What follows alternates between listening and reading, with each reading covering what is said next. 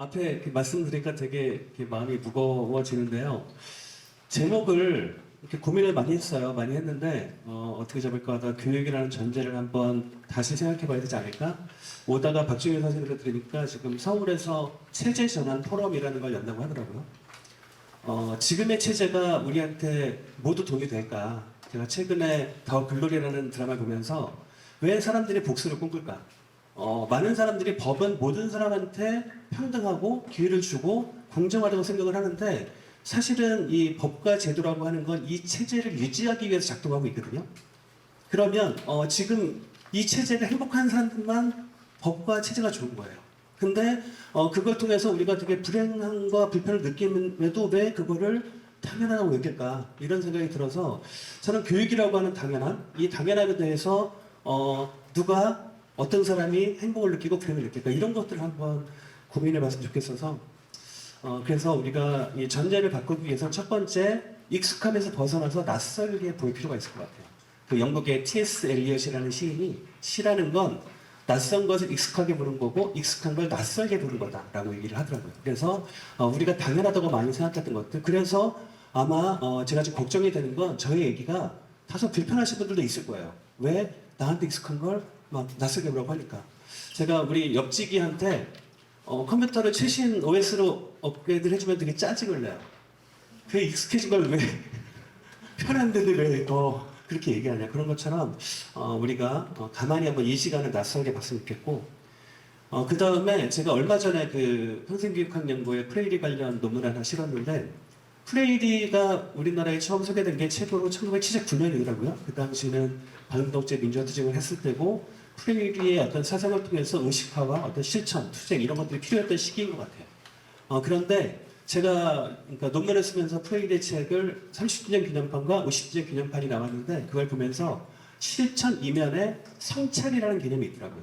그래서 행동에 빠지는 거는 성찰이 없는 행동주의다라고 얘기를 했는데 그리고 실제로 책에서도 79년에서는 성찰이란 말을 번역해서 쓰지 않았어요. 사고라고 표현했는데 지금은 성찰이 필요한 시기예요. 같은 리플렉션을 그때는 사고로 해석했고 지금은 성찰로 번역해서 나왔더라고요.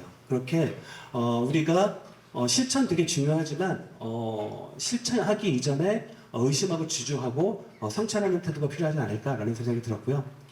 그리고 마지막 세 번째 경계를 살필 필요가 있는데 우리는 모두 두 가지 경계만 있다고 생각을 해요. 선과 악. 그리고 자본가와 노동자. 아무튼 우리한테는 익숙한 경계들이 있는데 지금 살펴보면 이 경계들이 엄청나게 많아지고 있고 복잡해지고 있어요. 그 중에 내가 하나의 경계 안에서 나의 입장을 정하는 것이 무슨 의미가 있을까? 라는 생각이 들어서 저는 약간 대놓고 저 스스로를 경계를 연구하는 사람이다 라고 지칭을 하는데 경계의 관점에서 한번 교육을 살펴보도록 하겠습니다. 먼저 프롤로그고요. 감히 제가 하정원 선생님이 이렇게 저는 시퍼렇게 뜨고 저기 계신데 철학을 얘기해도 될지 모르겠습니다. 철학을 전공하신 분이거든요. 많은 사람들이 현재 철학에 부재하다는 말 많이 하시죠. 사실은 제가 살다 보니까 모든 것에 철학은 베이스가 돼야 돼요. 교육에도, 정치에도, 행정에도 모든 것에. 근데 철학은 없고 그냥 그 위에 막 철학 없이 막 떠들고 있는데 필로소피라는 말이 철학이라는 거 알고 있는데 철학이라는 용어는 단지 지식을 사랑하는 학문이에요. 우리가 지식을 사랑하면 돼요. 그게 이렇게 어려울까요? 근데 그걸 못하는 거죠. 하정우 선생님 좀 더 나아가서 이게 맞는지 모르겠지만 철학의 3대 그 요소가 존재론과 인식론과 가치론이라고 해요. 저도 잘 모르는 얘기예요. 근데 왜 철학이 부재할까? 저는 이렇게 생각을 해요. 시대가 바뀌었어요. 우리는 이 철학의 분모는 변화무쌍한 시대인데 우리는 과거에 중세에 고대에 근대에 존재론과 인식론과 가치론으로 철학을 논하니까 이게 현실과 안 맞는 거예요. 앞으로 세상은 더 변화무쌍하게 바뀔 것이고 그러면 그 변화무쌍한 시대를 분모로 하는 그 시대의 철학이 필요한 거죠. 그래서 이 그림이 잭슨 폴록이 그린 넘버 5라는 그림이고 한때 전 세계에서 가장 고가의 경매로 팔렸던 그림인데요. 잭슨 폴록이 그런 얘기를 했어요. 현대 미술가는 낡은 르네상스 시대 형식으로 이 시대를 표현할 수는 없다. 그래서 모든 시대는 각기 자기 시대만의 방법을 필요로 한다. 그러면 지금 우리가 살고 있는 우리 시대에 대해서 우리가 더 잘 알고 있겠죠. 근데 과거에 규정되어졌던 교육을 받아들이기만 하는 거죠. 그래서 전제를 뒤집을 필요가 있지 않을까. 이런 것 같아요. 세상은 변하지 않으려고 하는 구심력과 변하려고 하는 원심력 사이의 균형이 만들어내요. 그리고 지금까지 우리는 저 동그라미 원 안에 세상에 살았던 것 같아요. 이게 타협이고 하나의 제도죠. 근데 최근에 그 어마어마한 정보기술의 발달로 1년에 2017년 기준 27제트바이트니까 지금 훨씬 더 늘었을 거예요. 1초에 영화 한 28만 편이 계속 만들어지고 있는 정보가 만들어지고 있다는 거예요. 그렇다면 저는 우리가 합의했던 정보가 아니라 저 밖에 세상이 우리 시대에 끌고 있는 거예요. 근데 여전히 우리는 저 시대 안에서, 저 동굴 안에서 우리 시대가 있다고 생각하고 철학이 있다고 생각하고 저 안에서 사는 것은 아닐까? 그러다 보니까 우리가 코끼리를 만드는 장님의 어떤 처지가 된 거죠. 이 세상에 그 누가 어떤 우월한 인간이 이 시대를 제대로 이해할 수 있겠습니까?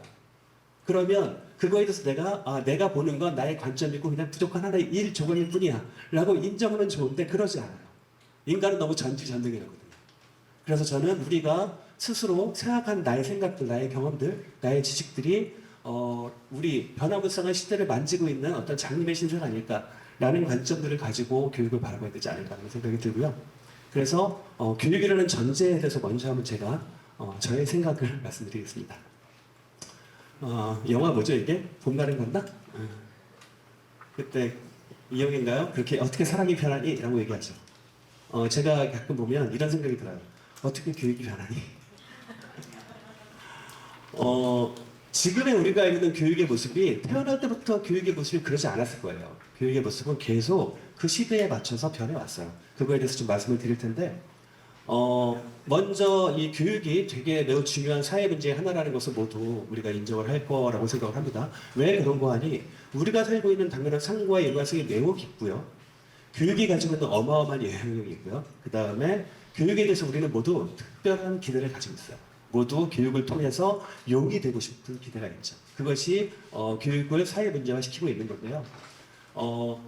그러면 근대 교육은 본질적으로 어떤 문제가 있을까? 잘 한번 생각해 보세요. 부르주아 혁명. 저는 상인들의 혁명이라고 얘기를 하는데 부르주아 혁명 이전에는 교육을 통해서 지위를 결정하지 않았어요. 공부 잘하는 우리 이성훈 선생님이 공부를 되게 똑똑하고 잘하는데 태어나길 귀족으로 안 태어났는데 공부를 열심히 해서 귀족이 되지 못한단 말이죠. 그때는 교육의 역할은 뭐냐면 귀속 지위 안에서 지배하는 사람들은 지배를 좀 더 세련되게 하기 위해서 받는 게 교육이었고요. 노동자, 피지배 계급들은 지배 계급에 의해서 핍박을 받으니까 거기에서 살아남기 위해서 살아가는 게 교육이었어요. 그게 교육의 기획이었는데 부르주아 혁명을 부르주아들이 그 시민혁명을 일으키고 난 다음에 왜 이걸 일으켰냐 하면 자기가 열심히 일해서 돈을 벌었는데 맨날 귀족한테 끼를 뜯기는 거야. 그래서 저는 이것이 인류 최초의 그 가짜뉴스라고 얘기를 하는데 말이 안 되는구나. 빵이었으면 케이크를 먹으라 그랬대. 이 말은 100년 전에 장작 그릇을 했던 말이에요. 그 말 가지고 마리 앙떼네트를 팔아가지고 민족들을 분노하게 만들어서 부르주아혁명을 일으킨 거죠.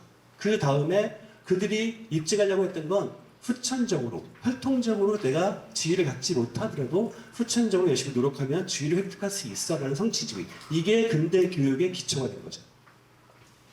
그래서 이제 그 당시에는 그게 되게 진보적이고 혁신적인 개념이었던 것 같아요. 근데 지금까지 여전히 그런지는 한번 보겠고요. 그래서 그 이후에 다양한 교육에 대한 문제가 발생을 하는데 그 문제를 해결하기 위해서 대안학교, 학교 밖에서 문제를 찾기도 하고 또는 전교조 혁신학교. 그 과정에서 저는 교육 또한 전문성과 조합주의에 빠져버린 것은 아닐까라는 어떤 생각들을 해요. 이거에 대해서 말씀을 좀 이렇게 드리겠는데요. 20세기 초에 그래서 우리가 잘 알고 있는 대한학교 시초라고 하는 썸머리예요. 그 ASDL은 신교육운동이라는 어떤 그 운동을 하고요. 1971년에 라이머와 그 일리치는 학교는 죽었다, 학교 없는 사회는 어떤 말로 학교 체제가 가지고 있는 어떤 그 문제를 지적하죠. 일리치는 그렇게 얘기합니다. 모두한테 제공되는 보편교육이 양극화를 심화시킵니다. 라고 얘기를 해요. 그도 그럴 것이 여기 계시는 모든 분들이 재능이 다 다른데 그 다른 재능들을 학교라는 공간에 모아놓고 하나의 그 기준, 환경이라는 기준을 세우니 당연히 양극화가 발생할 수밖에 없지 않겠습니까? 그 다음에 최근에 홈스쿨링, 언스쿨링, 심지어 언스쿨링이라는 얘기 많이 들어보셨죠? 이게 뭐냐면 제가 몇 년 전 뉴스에 이런 게 나왔어요. 서울에서 초등학생 10%가 학교를 안 갔대요. 이거는 뭐냐면 더 이상 제대로 믿지 않겠다. 내가 알아서 하겠다. 이런 생각이 편배해지고 있는 거라고 생각을 해요. 그리고 또 다른 방법으로 이런 문제를 하기 위해서 이제 지역사회 협력하는 모델을 또 만들고 있는데 뭐 일본의 커뮤니티 스쿨이나 영국의 EPA 또는 시티 아카데미라는 것이 있는데 이거는 이제 소개가 많이 안 된 것 같은데 한 지역의 교과 과정을 국가에서 정하는 것이 아니라 그 지역의 상황에 맞게 정해서 만들어가는 거죠. 그런 식의 교육을 하고 있고요. 그 다음에 미국의 지역 사이언스센터 뭐전 뒤부터 시작했던 그런 게 있고 잘 아시는 한국의 마을교육 공동체가 있습니다. 이것이 저는 다양한 교육의 문제를 어떻게 하면 지역사회와 함께 풀어볼까라는 고민의 한 과정이라고 생각을 해요. 그리고 이제 책 한번 들고 손 흔들어 보시겠어요? 안 가지고 계신 분? 이거 만든다고 꽤 고생 많이 했습니다. 한 50명 정도 인터뷰를 했고요. 10년 전에 이 사업을 처음 제안하면서 행정에 선정을 했고요. 10년 동안 일어난 다양한 어떤 것들을 정리를 해봤고 그리고 앞으로는 또 어떤 상상을 해야 될까 그런 것들을 그 책으로 모아봤습니다. 그러면 요 얘기에 대해서 많이 궁금해하시는 것 같으니까 책 읽을 시간도 많이 없잖아요. 그러니까 제가 간략하게 요약을 한번 해보겠습니다. 이 중에 저도 저자로 포함되어 있지만 또 저자 한 분이 같이 오셨어요. 박종현 선생님 어디 계시죠? 예. 이런 거 시키지 말라고 했는데 박수 한번 보내주시죠. 인터넷에서 은하청 아동 청소년 네트워크를 맡고 계시는 근데 제가 이제 많은 분들이 저한테 사례를 이렇게 말해달라고 얘기를 하는데 저는 사례에 대한 되게 불편함이 있거든요. 왜 그러냐 하면 사례는 이식되는 순간 교주와의 갈등이 시작돼요. 우리나라는 유교가 중국에서 그리고 근대 교육이 일본에서 그리고 자본주의가 미국에서 이식된 나라예요. 그러다 보니까 사실 우리한테 그걸 이식했던 그 나라들은 그 이식해서 당시의 문제들을 벗어났어요. 근데 우리는 저작권이 없어요. 그거에 대해서 우리가 결정할 수 없어요. 왜? 그거는 우리가 만든 게 아니기 때문에 우리의 필요성에서 우리가 시작한 게 아니기 때문에 그래서 사례라고 하는 건 아무리 빛나고 반짝반짝 좋은 사례라고 하더라도 그거를 이식하려고 하지 않았으면 좋겠고요. 근데 참조를 할 수 있어요. 결과가 아니라 과정을 참조할 필요가 있고요. 그 다음에 사례라는 거는 모두 그 지역에서 그 사람들이 그 지역의 특수성과 그 지역의 특수한 환경에서 태어난 사람들이 만들어가는 건데 자꾸 자기 지역은 안 보고 딴 데 가서 뭔가 좋은 게 없나 기웃거리는 거 아닐까라는 생각이 들어서 저는 이것은 교육 콘텐츠 연계 사업은 지역에서 뭔가 발굴했고요. 자원들을 발굴한 자원을 연결한 거예요. 그리고 그거를 확장한 사례라고 볼 수 있습니다. 처음에 조경쌤 잘 아시겠지만 2010년에 은평 누리축제라는 게 있었어요. 그 전에 축제는 한 5억 정도 예산을 가지고 기획사가 연예인 부르고 1박 2일 관객들 막 주민들 박수치고 떠나는 그런 공연이었어요. 근데 그런 그 축제였는데 2010년에 그런 주민들은 왜 축제의 주인이 될 수 없을까? 라는 고민들을 해가지고 주민이 축제의 주인공으로 그리고 시민의 참여와 행정에도 지원했어요. 그 다음에 지역을 재발견한 거예요. 이 모습이 그 은평 누리축제 중에 마지막에 광장축제라고 역천동 거기 길을 막아요. 그래서 지역에 어떤 제안을 받아가지고 부스를 한 100개 정도 깔아놓고 지역에 많은 자원들이 우리 이런 거 해요 라는 체험 부스 만드는 건데 제가 여기를 지나가다가 이런 얘기를 들었어요. 내가 은평에서 20년, 30년 활동을 했는데 이렇게 훌륭한 것이 우리 지역에 있는 거 처음 봤다는 거예요. 여러분들은 자기 지역에 어떤 보물들이 숨겨져 있는지 일상적으로 확인할 기회가 많이 없었죠. 그래서 이 은평 누리축제를 통해서 지역에 어떤 보물이 있는지를 발굴해냈고요. 그 다음에 교육경비 보조금이라는 거 저는 2010년에 11년에 은평구청 정책부장으로 들어가서 처음 알았어요. 이런 게 있는지도 몰랐어요. 근데 이게 구청에서 학교로 가는 예산이라고 하더라고요. 그리고 학교로 가면 교장 선생님이 이렇게 편하게 쓰시는 거죠. 이 안에서 어떠한 순환구조도 없었습니다. 근데 아까 말씀드렸죠. 지역의 자원을 발굴했잖아요. 그러면 마을이 힘든 학교를 어떻게 도와줄 수 없을까? 그런 생각을 한 거예요. 그리고 그런 마을을 이제 발굴하고 컨설팅하는 없을까? 이런 생각이 시작돼서 교육의 어떤 작은 생태계를 조성한 게 교육 콘텐츠 연계 사업이었고요. 제가 2012년에 처음 생각했던 이제 구상은 이렇게 됐어요. 이걸 시작하게 된 그러니까 그 계기가 책에도 나와 있지만 구청장님은 그 교육기획 보조금을 개혁하시겠다고 하고 그걸 가지고 자기주도 학습에 투자하겠다고 하는 거예요. 근데 아실지 모르겠지만 그 당시에 자기주도 학습은 화장을 바꾼 고가의 사교육이에요. 그러니까 은평의 시민단체들이 그래서 절사발전한 거예요. 안 된다. 그리고 제가 막상 또 이제 10년 사이에 그걸 얘기해 보니까 한 광남에 10개 넘는 업체들이 제안서를 가지고 오는데 그 제안서를 보니까 진짜 고가고 말이 안 되는 거죠. 그래서 그 둘을 만족시키기 위해서 고민하고 이제 사람들 만나고 하는 과정에서 나온 게 기획코트 얘기 사업이었고요. 이게 아마 그 처음에 상업 설명을 할 때였는데 이분들이 다 축제에 참여하셨던 지역에 있는 그런 분들이죠. 그리고 오른쪽에 저 같나요? 네. 10대 세월이 저를 가운데가 그 이제 교육연구모임의 자장을 맡으셨던 그 오원석 과장님이시고 그 당시 그 팀장님이셨던 김희슬 팀장님이시고 저분이 이 사업 때문에 승진하셨어요. 그리고 이제 박람회를 열었어요. 학교의 선생님들, 교육 분야인들 모셔놓고 이런 콘텐츠가 있다라는 것을 설명하는 박람회를 열어서 설명을 해드리고 굉장히 크게 열었죠. 이런 과정들을 통해서 이제 시작을 하게 됐던 거고요. 그 우여곡절이 너무 그 다이나믹하고 정말 눈물 없이 들을 수 없는 많은 얘기들이 있으니까 책 읽고 읽어봐 주시기를 바랍니다. 그 다음에 이제 제가 처음에 교육 콘텐츠 개설을 할 때 원칙을 세웠는데 첫 번째가 이제 비교과 연구를 하자. 우리가 마을의 교육이 또다시 사교육처럼 선생님들, 학교의 교육과 경쟁해서 낳는다. 그리고 두 번째, 이거는 마을과 학교가 함께 살기 위한 어떤 그 사업이지, 둘 중에 만약에 한쪽이 힘들다라고 하면, 구청장이 아니라 대통령이 하라고 해도 안 하겠다. 이거는 우리한테 이익이 되는 사업이다. 저는 혁신적인 사업은 가치만으로 될 수 없다고 생각을 해요. 가치와 편익이 적절하게 만나야 된다고 생각을 하고요. 마지막으로 콘텐츠 경쟁력은 마을의 콘텐츠가 선생님들 마음에 안 들면 이게 안착할 수 있겠냐. 그래서 콘텐츠 경쟁력을 좀 보겠다라고 했는데 그러고 나서 2년을 좀 운영을 해보니까 이게 또다시 학교의 어떤 수월성의 기준에 마을의 교육이 재단당하는 거예요. 그래서 제가 새로운 어떤 원칙을 세운 게 콘텐츠 경쟁력보다 마을과의 관계성을 먼저 보겠다. 그래서 은평만 하더라도 꽤 여러 동이 있고 넓은 지역인데 뭐 수색에 있는 어떤 강사가 진입감에 가가지고 하면 일상적인 관계가 안 만들어지겠죠. 그래서 제가 마지막에도 연계를 넘어서 관계로 가자. 연계라고 하는 건 그러니까 동시적인 거래 관계예요.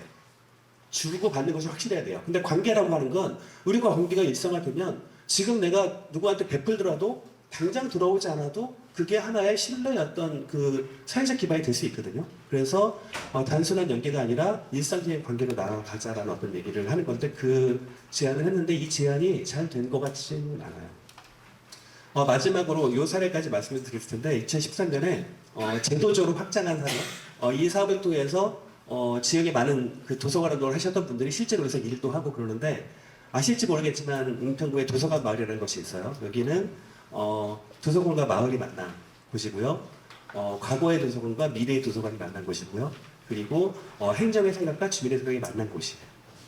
그래서 2016년에 공공거치상 대상도 수상을 하고 원래 제가 처음에 여기 갔을 때 이 폐허가 된 건물이었고 이 골목 사이에 두고 양쪽에 10년 된 빌라와 20년, 30년, 40년 집이 역사를 가지고 있었어요.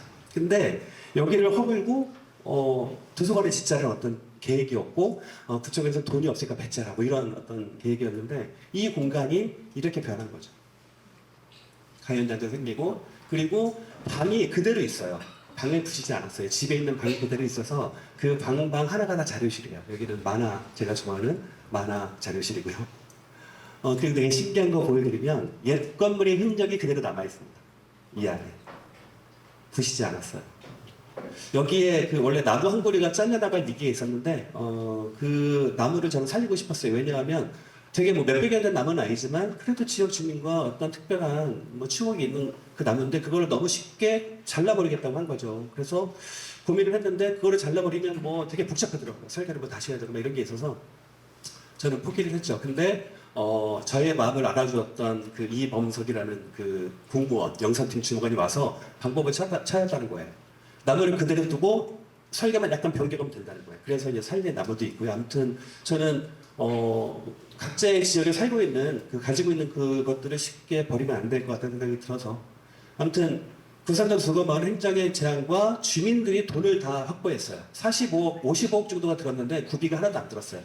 원래는 구기 부족으로 도서관이 건립이 중단된 상태였는데 사실은 이거보다는 서로 색깔이 다른 다른 당의 국회의원이 그 도서관을 져주겠다고 수용을 한 거예요. 그리고 그분과 다른 당의 구청장이 당선되고 나니까 그거 도서관 줘봤자 그 사람 종류만 시키는 거야. 그러니까 그걸 계속 뭉개고 있더라고요. 그래서 제가 이제 중간에 이 제안을 하니까 이 제안이 도서관을 어쨌든 지으니까 뭐 처음에 국회의원 입장에서도 오케이. 그리고 이 사업을 하면서 새로운 어떤 정책이 되니까 구청장 입장에서도 되게 좋은 생각이었고 그런 과정에서 이제 지어지게 된 거죠.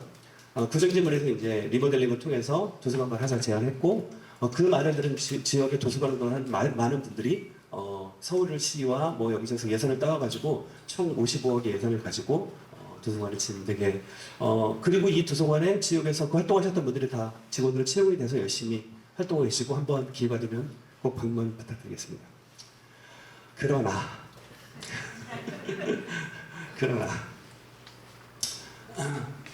특별한 어떤 가치를 가지고 일을 시작을 했는데 어떤 그 안에서 이제 이 편익이라는 걸 새기는 거죠. 우리는 일자리라고 하는 게 되게 좋은데 그 일자리가 이익을 확대하는 거예요. 이익 투쟁이 시작돼 일자리를 가지고. 사실 지금은 뭐 다른 얘기를 하자면 우리가 농경 시대도 아니고 그렇게 일자리에 막 달려들지 않아도 되게 좋은 시대인데 누가 사실은 생산보다 분배가 더 중요한 시대인데 자꾸 일자리 경쟁을 시키는 어떤 측면들이 있고요. 두 번째, 저는 약간 이런 우려가 있어요. 제가 지역에서도 얘기를 했는데 마을 건사라고 하는 건 되게 독특한 가치가 있는데 해보니까 지역의 소규모 비교과 사교육 업자들만 양산했던 측면들이 없지 않아 있어요. 그래서 이런 문제들을 어떻게 볼 것인가. 또 우리가 전면성과 역량, 마을이 사실은 그러니까 거버넌스를 하다 보면 전면성과 역량이 떨어진다고 많이 하죠. 그래서 뭐 역량교육, 윈파워 이런 얘기 많이 하는데 저는 그런 걸 통해서 맞는 것과 불신만 늘어나는 것은 아닐까. 사실 인간이 지금까지 이렇게 문명을 개척해 왔던 건 내가 부족하다고 생각하고 나의 부족함을 연대와 협력으로 채워왔던 게 인간인데 우리는 지금 너무 똑똑해지고 잘나지고 맞는 감이 생기고 이러다 보니까 협력을 안 하는 거예요. 그러니까 민의할 수 있는 게 관의할 수 있는데 서로 다른데 제가 이런 얘기를 합니다. 우리가 흔히 공무원들을 비난할 때 아우 뭐 뇌가 없어 얘기하잖아요. 그렇게 따지면 정말 그 열심히 밖에서 시민운동 하시는 분들은 죄송합니다. 뇌만 있는 건 아니에요. 사람이 하나의 어떤 일을 하기 위해선 생각과 행동이 있어야 돼요. 그러면 서로 이렇게 맞는 감이 아니라 부족한 부분이고 그 부족함이 연결돼야 되는 거거든요. 저는 이게 공무원이 생각이 있으면 안 돼요. 지금 해보니까. 생각이 있으면 구청장의 지시를 안 따라요. 너무 소신이 있으면. 근데 이거를 나의 관점으로, 나의 기준으로, 나의 소신으로 상대방을 대상화시키고 평가하는 거예요. 그래서 이 문제에 대해서 우리가 고민을 좀 해봤으면 좋겠고요.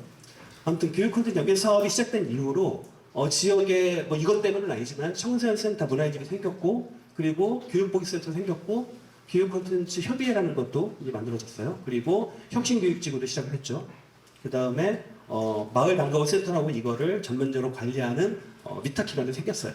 근데 보니까 박지훈 선생님도 이제 그런 고민들을 저랑 같이 하고 있는데 이 기관들이 예전에 교육 콘텐츠 연계사업을 할 때는 시민단체의 생각과 구청장의 의지와 행정의 예산력과 그리고 사무교육지원청이라고 하는 교육지원청의 협력도 있었어요. 그 사람들의 생각이 모여서 시작했는데 이 사업이 정작 하나의 전면성을 갖게 되니까 그 이후에 다른 사람들 연계에 협력하지 않는 거예요. 다 따로 자기의 어떤 목표만 파고 있는 거죠. 그래서 이런 것들을 연결하는 게 목표고 사실은 제가 이 책을 기획하고 만든 이유도 그거예요. 서로 각자 자기의 전문성을 가지고 자기가 우월감을 가지고 있는데 제가 서문에 썼어요. 이걸 모든 걸 다 해체한 다음에 n분의 1로 모이자 우리. 누구도 이거에 대해서 저작권과 가장 강력한 권한을 가지고 있지 못하다. 그러면 우리가 이 사업을 가지고 n분의 1로 만나서 새롭게 이 얘기를 한번 만들어 보자. 저는 앞으로 이 교육권 연계 사업이 새로운 상상을 하기 위해선 이 사람들이 모여서 서로 머리를 맞대고 자기의 전문성을 내오는 10년 후에 또는 20년 후에 지역의 교육의 미래를 상상할 수 있는 상상을 해야 되지 않을까 라는 생각을 하고요. 새로운 상상을 하기 위해서 저는 첫 번째 아까도 말씀드렸듯이 연계라는 거래 관계가 아니라 관계라는 신뢰 관계로 나아가야 되고요. 그 다음에 교육의 주제 파악이 아니라 주체 파악을 해야 되는데 이 얘기가 좀 기니까 책에서 확인하세요. 저는 그냥 결론만 말씀드리면 교육의 유일한 주체는 학생이라고 생각합니다. 말을 해야 되겠다. 생각을 해보세요. 인간이 문명을 개척하는 과정에서 인간을 가르친 건 자연이에요. 자연의 어떤 모양을 보고 자연한테 배워서 인간이 자연을 분석하고 이해하고 개척하고 하는 과정에서 인간이 이만큼 문명을 성취해 왔는데 그렇다면 그 인간의 문명의 주체가 인간이 아니고 가르친 자연입니까? 아니잖아요. 마찬가지로 교육이라고 하는 건 교육을 통해서 우리가 해결하지 못하는 미래를 좀 더 해결해 나갈 수 있는 어떤 그런 사람들을 지지하고 지원하는 거라면 저는 교육의 주체는 학생이고 나머지는 교육의 지지자, 지원자라고 생각을 하고요. 혹시 이걸 가지고 이제 세대를 구분할 수 있는데 토관과 신토라는 영화 아세요? 다들 젊으신가요? 사관과 신사 모르세요? 리처드 기어 나왔다? 진짜 모르세요? 아시죠? 그러지 마세요. 거기 보면 리처드 기어가 이제 사관생도생으로 들어가죠. 근데 거기에서 흑인 하사관이 그 사람을 키워줘요. 열심히 훈련시키고 막 이제 괴롭히고 막 그러다가 결국 마지막에 이제 그 사람을 하사하고 이 사람은 훈련 끝나면 장교가 되잖아요. 계급장을 달아주고 경례를 붙여요. 저는 교육이라고 하는 것이 나보다 더 우월한 우리 미래 세대에 대한 경의를 표하는 게 아닐까? 라는 생각을 우리가 해결하지 못하잖아요. 여기까지 세 개는 더. 마지막으로 이제 저는 그러니까 교육의 지역 역할 재구성. 지역에 보면 저는 사교육이 나쁘다고 생각하지 않아요. 근데 사교육이 나쁜 건 뭐냐면 공교육을 대체하려고 하기 때문이에요. 그리고 또 그 대체하려고 하는 것에 공교육이 그냥 한번 우리 딸이 지금 고3 올라가는데 엄마한테 그렇게 묻더라고요. 엄마, 나 대학 가면 학원 선생님한테 뭐 해줄 거야? 그래서 제가 학교 선생님이요? 그랬더니 아니 학교 선생님은 나 대학 가는데 보태준 게 없는데 제가 보면 입시에 최적화된 교육은 학원 교육이에요. 그러면 그거를 그냥 학원에 넘겨두면 어떨까? 왜 학교에서 그런 교육을 할까? 이런 어떤 이게 뭐 저의 생각인데 이게 정답이 아니라 한번 고민을 해봐야 될 거라는 생각이 들어요. 그러면 지역에 다양한 교육 역할들이 있어요. 사교육이 해야 될 역할들이 있고 공교육이 해야 될 역할이 있고 마을의 역할이 있어요. 그런 역할, 제가 수평적 권력이라는 책을 지금 읽고 있는데 우리의 권력은 모두 역할이라는 거예요. 내가 마치 위에서 이거를 가지고 있는 것 같지만 제가 서울시교육청에 있을 때 뭐 이유주 선생님도 계시겠지만 한 번은 제가 담배 피러 옥상 올라가는데 그 엘리베이터에서 맨날 청소하시는 아주머니들 만나거든요. 그럼 되게 이제 친하게 지금도 얼마 전에 갔더니 또 이렇게 반가워하시던데 한 번 그런 생각이 들어서 저분들이 안 계셨으면 내가 일하면서 청소도 내가 해야 되는구나. 그러면 교육청이라는 것이 교육과 혼자서 움직일 수 있을까요? 일반직과 전문직과 방어직과 청소직과 어군과 늙은과 이게 권력관계라고 하는 건 우리의 착각이고 하나의 실화인 거예요. 권력은 역할이에요. 그렇게 따지면 지역의 다양한 이익관계를 나누고 있는 사교육, 공교육, 마을교육 이런 것들이 누가 더 우월하고 누가 더 열등하다가 아니라 하나의 역할관계로 보아주면 어떨까라고 하는 게 좀 필요할 것 같습니다. 얼마 전에 제가 그 미래교육지구 교육부에서 하고 있는 거기 성과 공유회를 다녀왔는데 다녀오면서 이제 많은 생각이 들었어요. 저는 이제 지역성에 대해서 되게 정말 가슴을 쿵 친 게 그 얘기는 많이 들었지만 진짜 제 가슴에 딱 울린 게 그때가 굉장히 큰 기회가 됐던 것 같아요. 그래서 그 얘기들을 좀 하고 싶어요. 우리가 그 하나의 어떤 정책을 하는데 이거 잘 이렇게 제가 생각하기엔 이런 것 같아요. 인간이 현미경이 발명되기 전까지는 질병의 원인을 그 사람이 뭐 죄를 졌거나 실에만을 안 들었거나 그런 거라고 생각했대요. 현미경이 발명되니까 바이러스나 질병의 원인이라는 것도 진단할 수 있게 됐고요. 그 다음에 처방이 가능하고 지금은 예방의학으로 가고 있어요. 근데 사실은 바이러스보다도 훨씬 더 복잡한 우리 사회 문제를 우리는 진단하려고 하지 않고요. 성급하게 처방하자. 성급하게 실천하자. 제가 처음에 의심하고 지주학이라고 했던 게 과연 우리는 제대로 우리 사회에 대해서 진단하고 내가 실천하는 걸까? 라는 어떤 생각들이 좀 필요한데 그래서 저는 먼저 진단이 필요한데 진단을 위해선 어떤 일이 결과로 만들어진 것까지는 그 인과관계가 있잖아요. 수직적으로 인과관계. 그리고 우리 사회는 다양한 체제들이 서로 수평적 이해관계 맺고 있어요. 그리고 외부 서술이 필요한데 되게 지루할 수 있는 얘기를 한번 시작해 볼게요. 한번 우리가 교육에 지금까지 어떤 수직적 인과관계의 결과인지 말씀을 드리고 싶어서 전제를 뒤집기 위해서는 필요해서 우리가 시대는 원시, 고대, 중세, 근대, 현대로 왔고요. 생산관계도 계속 변해왔죠. 그리고 노동의 목표도 변해왔어요. 원시시대는 생존이 목표였어요. 그 다음에 고대 중세는 농경을 시작하면서 비로소 인간이 생산 노동을 하게 된 거예요. 그전에는 생산하지 않았어요. 하파하시는 분이 한 분씩 두 분씩 들고 계신데 제가 한번 열심히 하겠습니다. 그 다음에 자본주의가 돼서는 노동의 목표가 이윤으로 바뀌었어요. 이거 대단히 중요한 건데 제가 기타 조금 치거든요. 네. 이 마틴의 D200이라는 기타인데 이 기타의 가격을 맞추시는 분한테 제가 쓴 다른 책을 하나 가져왔는데 책을 드릴게요. 학생이신가요? 네. 네. 마틴 D200.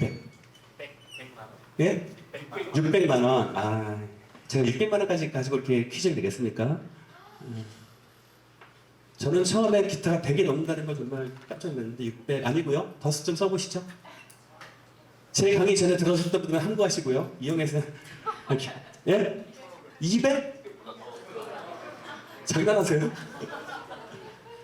예? 2천? 6천? 6천? 아니 뭐 스트라디바리우스 6천? 6천보다 높아요. 6억은 아니고요. 예. 2억. 2억. 가장 근사한 가격을 맞췄어요. 약 1억 5천 정도 돼요. 나중에 드릴게요. 지금 많으셔지니까. 근데 제가 이걸 보면서 왜 이 기타가 금으로 만든 거 아니에요? 왜 이게 2억이나 줄까? 1억 5천이나 줄까 생각을 해보니까 자본주의 시대 이전의 기타는 상인이 아니라 자민이 만들었어요. 방망이 깎는 노인이라는 거 아시죠? 정말 더 이걸 어디 가세요? 제가 뭐 잘못했나? 읽고 저희 독후감 거기 메일로 보내주세요. 잘 듣고 있습니다. 잘 말씀. 감사합니다. 죄송합니다. 안 그러셔도 돼요. 바쁘신데. 그러다 보니까 어떻게 하면 기타의 물림이 좋을까? 어떻게 하면 습도와 온도에 견딜까? 이런 것들을 고민하면서 굉장히 많은 노력들을 했어요. 근데 자본주의 이후에 기타를 만드는 사람들은 상인들이 만들어요. 어떻게 하면 더 이걸로 돈을 많이 벌까? 그러다 보니까 이 음악이라고 하는 건 저도 이제 뭐 기타 조금 치지만 여기서 잠깐 광고하자면 유튜브 낭만백수 구독과 좋아요 알람 설정. 저희가 강의를 끝나면서 꼭 홍보를 하는데 여기 몇 분 계시죠? 하고 나면 다 할 것처럼 고개 끄덕거리는데 정작 들어가면 한 번도 안 하세요. 지금 핸드폰 열고 지금 아무튼 그러다 보니까 음악을 하시는 분들 귀에는 그 상인들이 돈을 벌기 위해서 만든 그 기타가 성에 안 차는 거예요. 그러다 보니까 이거는 프리모아 방식, 2차 세계대전 과정에서 엄청난 음악곡들이 불타 없어졌어요.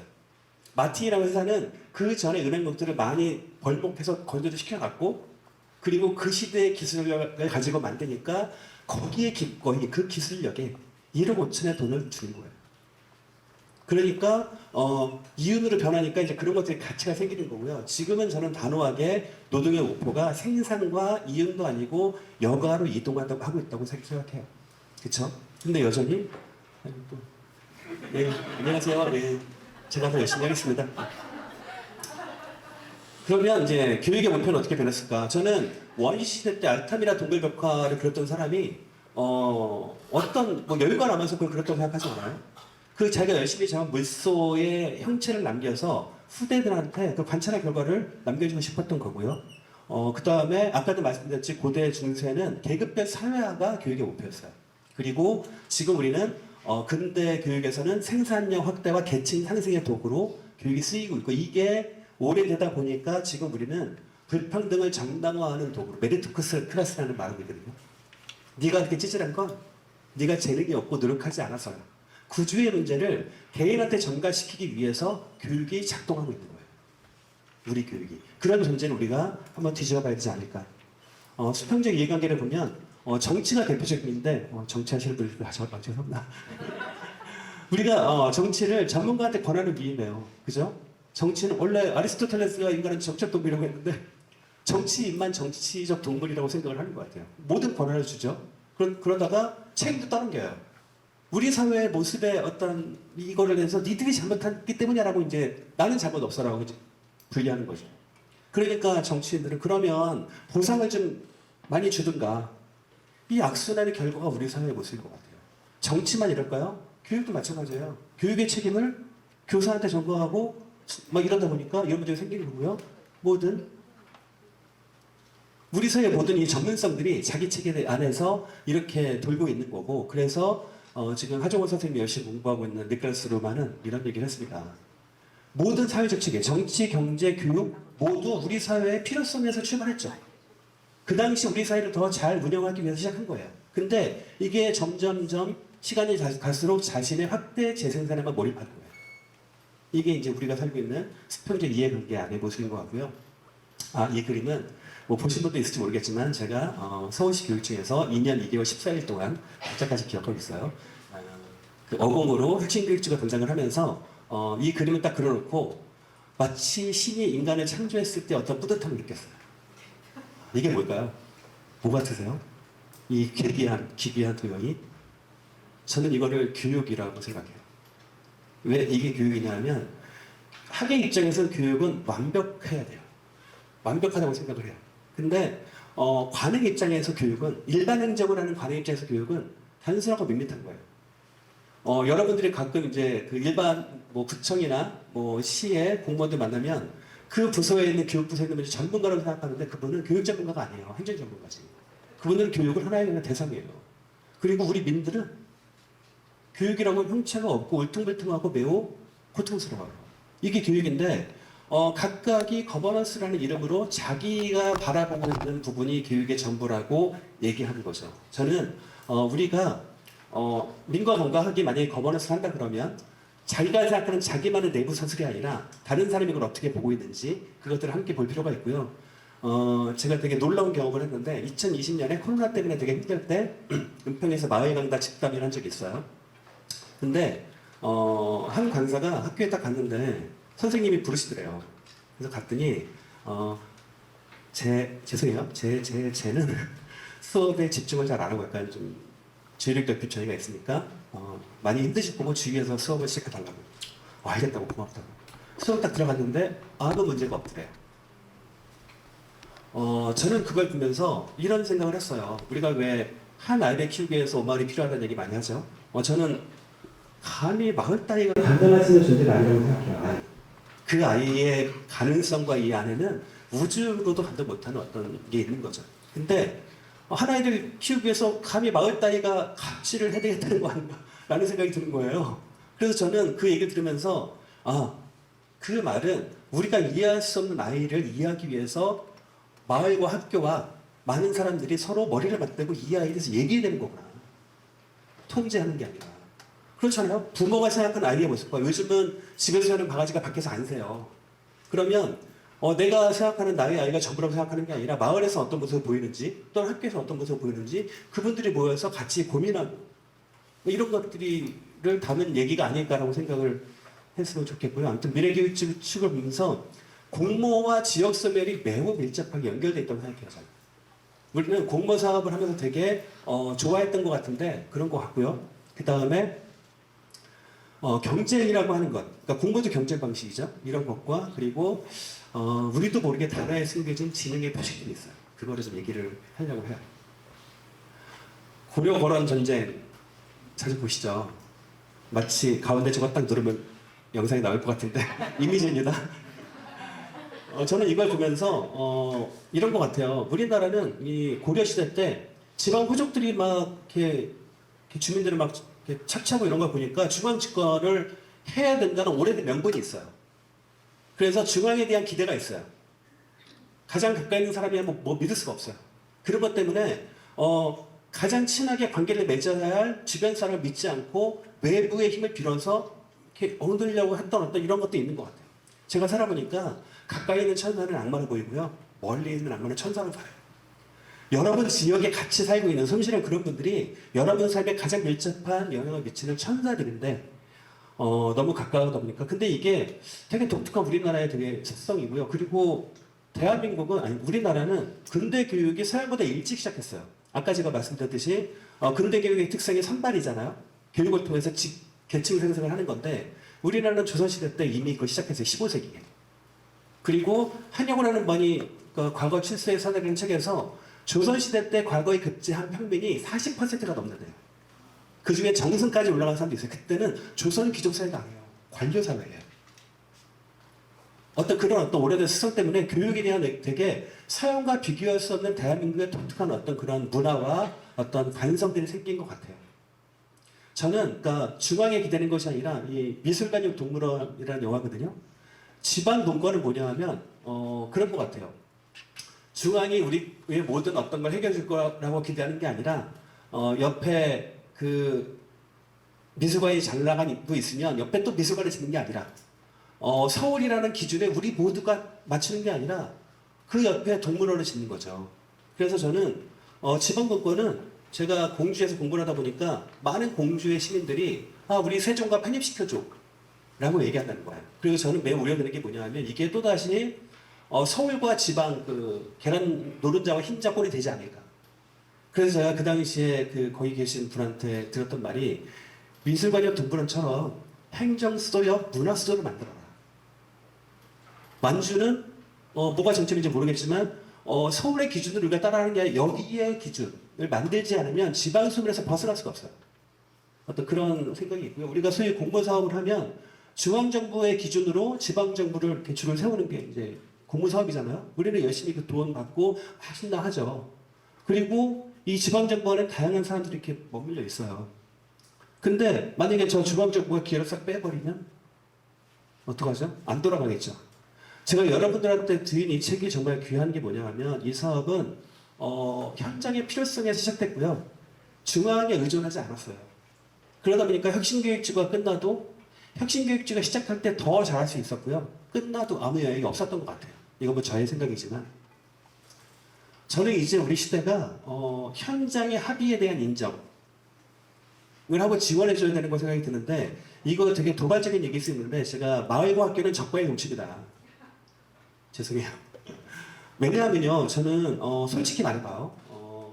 학교에 지금 우리나라 학교의 그 목표는 선발이에요. 자기 지역에서 더 좋은 우수한 아이들을 뽑아서 서울로 올려보내고 용을 만들어서 개천을 떠나게 만드는 거예요. 그러면 그런 체제에 아무 생각 없이 동의합니다. 저는 학교도 지역을 중에서 새로운 고민들을 할 필요 같은 생각이 들고요. 제가 제주도에 한번 그 마을 공동체의 성공한 사례를 한번 가본 적이 있어요. 갔는데 공동주가 뭐 이런 걸 통해서 이제 시작을 했다는 거죠. 근데 그 아이들이 성장을 하면서 학교 갈 나이가 되니까 지역을 떠나는 거예요. 악순환이 될 수밖에 없죠. 그러면 그런 관점을 우리가 고민을 해야 될 것 같고요. 저는 어떤 분이 이런 얘기를 해요. 시민의 성장은 예산에 반비례한다. 그리고 혁신교육지구가 예산이 끝났다고 얘기하니까 어떤 그 교장 선생님이 저한테 그런 얘기를 했어요. 이제 드디어 진정한 혁신이 시작될 수 있겠다. 우리한테 주어진 그런 상황을 나쁘게 할 필요가 없다는 거죠. 그리고 저는 공무원 사업은 할 수 있어요. 하셔도 좋아요. 근데 그게 중앙에 의존하고 중앙의 힘을 다 강화시키는 공무원 사업이 아니라 우리 지역에 우리들만의 동력을 만들어낼 수 있는 그런 우리 지역에서 정말 악마처럼 보였던 천사의 면모를 봐주는 그런 것들이 필요한 거고 저는 그 사업이 지역을 더 건강하게 만들 수 있을 거라고 생각이 들고요. 경쟁이 어떻게 시작됐는지 한번 제가 동영상 잠깐 보여드릴게요. 소리가 날지 모르겠지만 뭐죠? BMW Thank you for 100 years of competition. The previous 30 years were actually 죄송합니다. 이게 BMW 광고인가요? 벤츠 광고인가요? 벤츠 광고예요. 벤츠는 정말 대인배야. 우리나라 현대 기아는 아반떼하고 누비라 가지고 싸웠을 때 광고를 그렇게 냈어요. 어떻게 누빈차로 달리느냐. 그러니까 배우가 반대로 갈 것이냐 이런 식으로 이제 했는데 그 벤츠는 BMW가 백중이 됐을 때 이런 광고를 내버린 거예요. 100년 동안 우리가 경쟁에서 고마워. 너희들이 없었던 지난 30년은 너무 시시했거든. 대인배 아닙니까 대인배?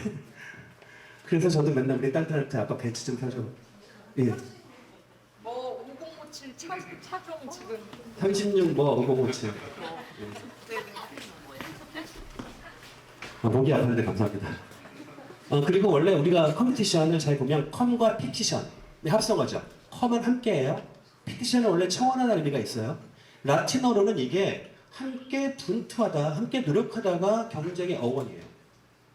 근데 우리는 지금의 우리 사회는 그러니까 이 언어라고 하는 것도 철학과 마찬가지로 그 시대의 분모를 반영하는 거죠. 경쟁은 지금 원래 인간이 만들어낸 이 어떤 생존하기 위해서 만들어낸 최고의 신뢰 기제이자 발명품이에요. 근데 지금 우리는 그 경쟁을 다른 사람을 누르고 내가 더 높은 곳으로 올라가기 위해서 사용한 것은 아닐까라는 생각이 좀 필요하고요. 이거 되게 도발적인 내용인데 저도 발표 준비하면서 되게 고민을 많이 했어요. 근데 꼭 나누고 싶어요. 우리가 쓰는 어떤 단어에는 진영하게 각인되어 있는 것 같아요. 태극기는 예전에는 거기에 어떤 진영의 표식이 없어요. 태극기는 태극기예요. 근데 지금은 태극기와 촛불 얘기하면서 어떤 진영의 표식이 된 것 같아요.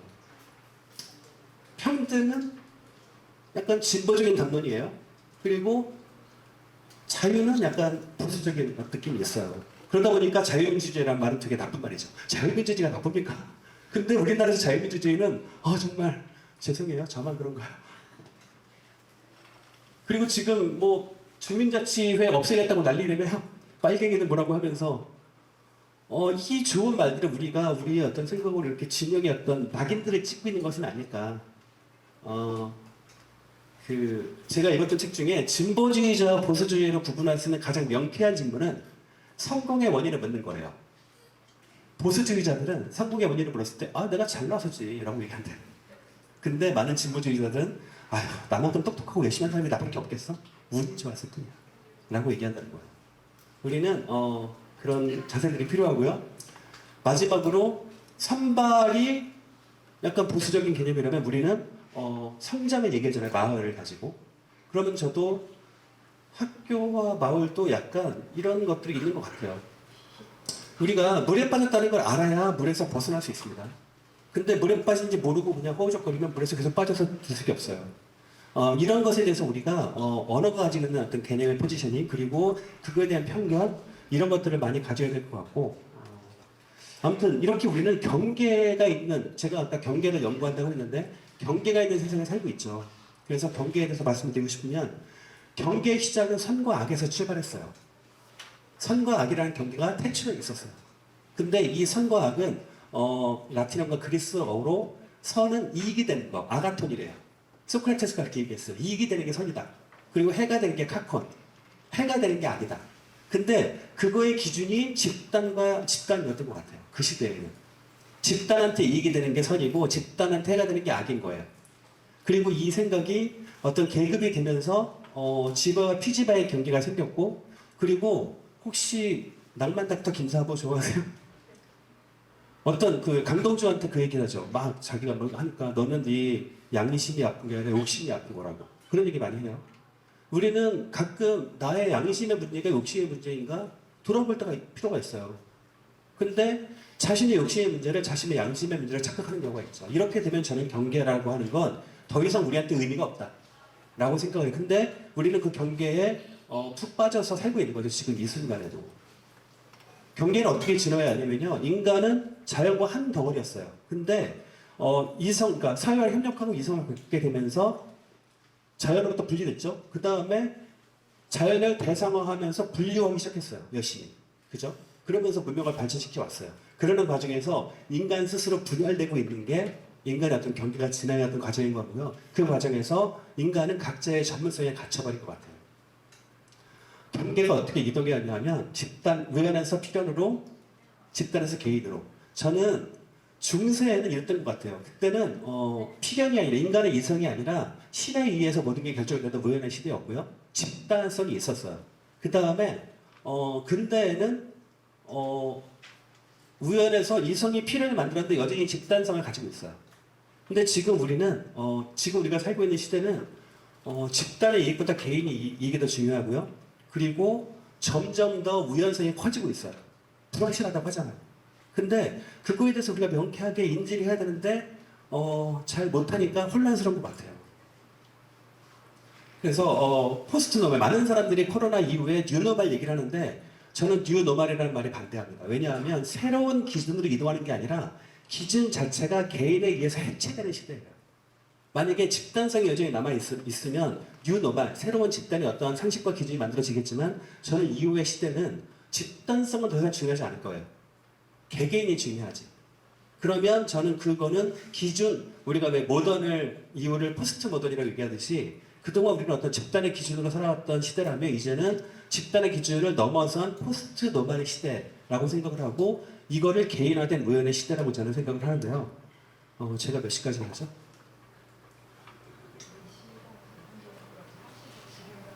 예. 참 이게 좀 하니까 제가 빨리 끝낼게요.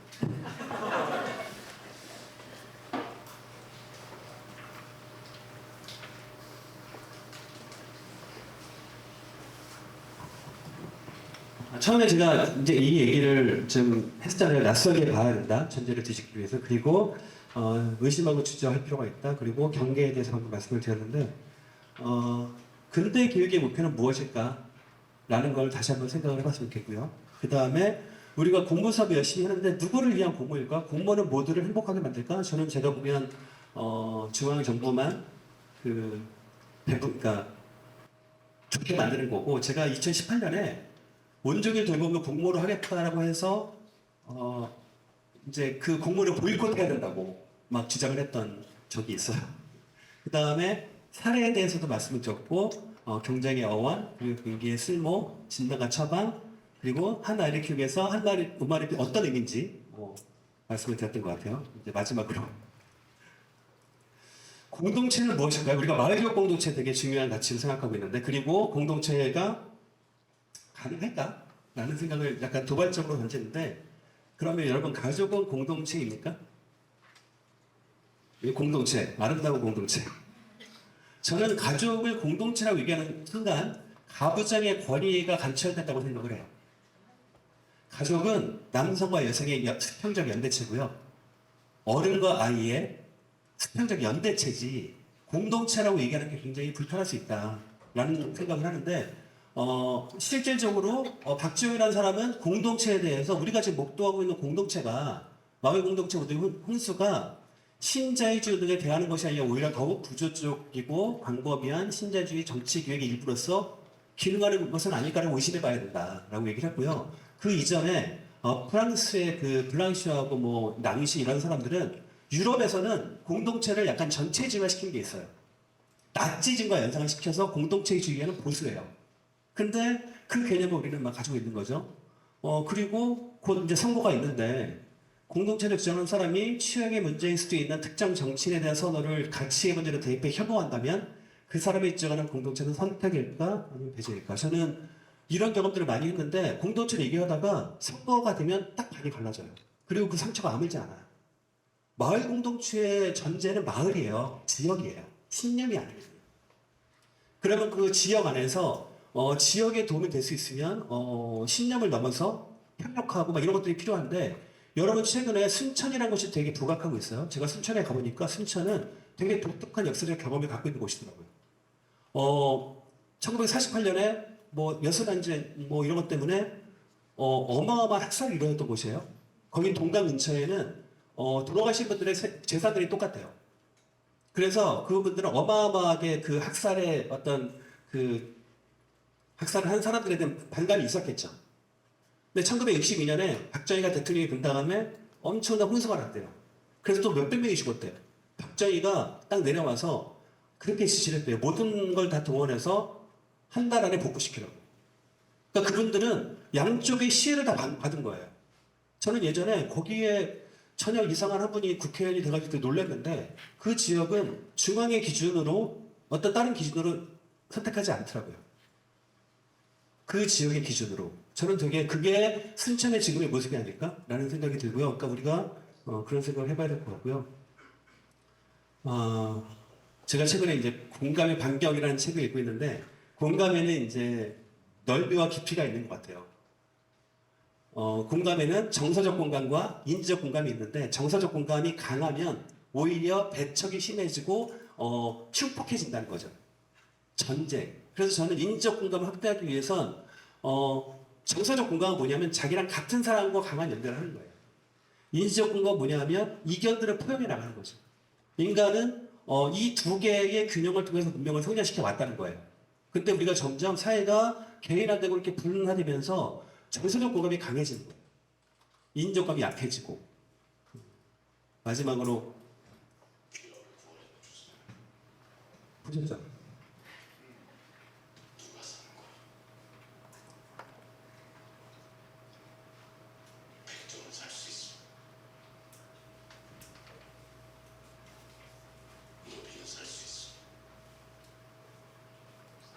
이 말을 통해서 고려익신이 엄청난 각성을 하죠. 그죠? 자기는 되게 어떤 뭐 이제 조선이 일본에 침략해서 이렇게 이제 뭐 의료운동도 해야 된다고 생각을 하는데 고병원의 이 말을 통해서 자기가 어떤 일을 하고 있는지, 그러면 우리가 지향하는 공동체는 과연 누가 살 수 있을까? 라는 고민들을 우리가 한번 좀 해봤으면 좋겠고요. 개인화된 사회에서 저는 이제 아렌트가 그런 얘기를 했는데, 다수의 사람들이 함께 모여 스스로 미래를 위해 의미를 또한 합의야말로 인간이 가져야 할 중요한 역량이다. 저는 신념보다 경험보다 어떤 가치보다 더 중요한 게 그 지역 안에서 어떠한 합의를 해내느냐. 그 합의가 서울의 합의와 달라도 돼요.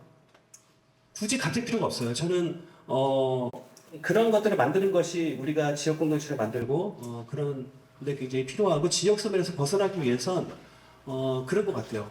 저는 서울에 막 돈을 투자하고 아파트를 짓고 너무 짜증이 나요. 지금 그럴 때가 아니거든요. 그러면 그러한 기준을 우리가 따라가면 더 빠르게, 그러니까 서울의 기준을 우리가 계속 쳐다보면 더 빠르게 지역을 소멸할 거예요. 차라리 등을 돌리고, 서울을 바라보던 그 등을 돌리고 지역의 사람들을 마주 보면서 우리 지역, 우리가 행복할 수 있는 어떤 사회는 어떤 것일까, 그런 합의들을 만들어내는 거. 전체 합의가 아니라 그 지역의 합의. 저는 최근에 이제 진보와 보수를 새롭게 정의를 했는데요. 많은 사람들이 짜장면과 짬뽕을 이렇게 좋아하는데, 제가 좋아하는 걸 가치로 생각하는 경우가 있어요. 내가 좋아하는 취향이 옳고 그름으로 이해하시는 분이 있는데, 그런 게 보수고요. 내가 정말 굳게 생각하는 나의 가치, 이것도 복잡한 사회 속에서 하나의 취향일 수 있어 라고 한 발짝 물러서는 게 진보가 아닐까. 그래야 서로 다른 사람들이 똑같은 기억 안에 다른 어떤 이런 것도 이렇게 굴러가지 않겠습니까? 저는 그게 우리가 앞으로 이렇게 살아가야 될 미래의 모습이 아닐까. 저는 시민의 성장의 척도는 다른 것에 대한 포용과 인정의 정도가 아닐까. 근데 우리나라는 분단되고 되게 빠른 과정에서 어떤 개발과 어떤 민주화와 또 지금 문화적으로 굉장히 어떤 그런 과정에서 점점 더 이견을 깊게 고민하고 껴안고 그런 어떤 과정과 경험들이 많이 부족하지 않았는가라는 생각이 들어서, 그래서 방법으로서의 경계, 우리는 마을교육 공동체가 아니라 앞으로는 여기 계신 분들 저에게 이게 동의해 주신다면 마을교육 연대체 이런 걸로 나가면 어떨까라는 생각을 하면서 부족한 얘기를 마치도록 하겠습니다. 감사합니다.